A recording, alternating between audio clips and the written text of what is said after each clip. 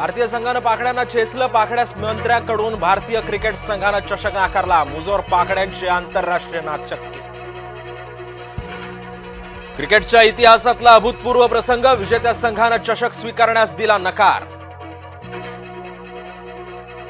मुख्यमंत्री देवेंद्र फडणवीसांकडून पूरग्रस्त जिल्ह्याचा आढावा. लातूर, सांगलीसह जालन्यातील ग्रामस्थांना केली मदत.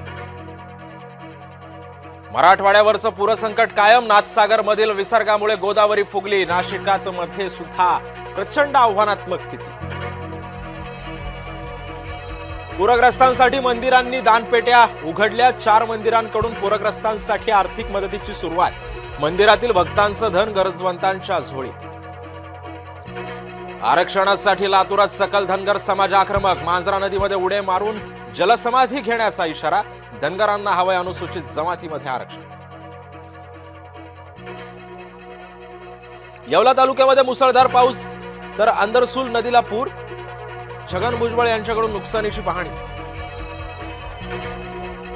धाराशिव मधील मांजरा नदीला महापूर. पांढरेवाडी येथील 45 कुटुंबांचं स्थलांतर.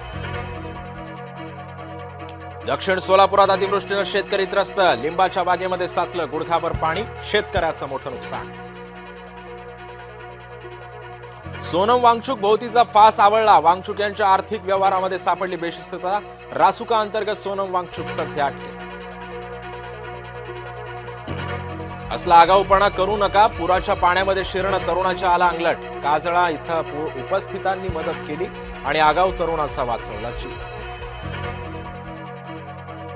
ऑपरेशन सिंदूर खेळातही यशस्वी. पंतप्रधान मोदींसह नेत्यांकडून भारतीय क्रिकेट संघाचं अभिनंदन. भाजपच्या डाव्यांवर फोटोबॉम्ब. रासू गवई संघ व्यासपीठावर आल्याचा फोटो व्हायरल.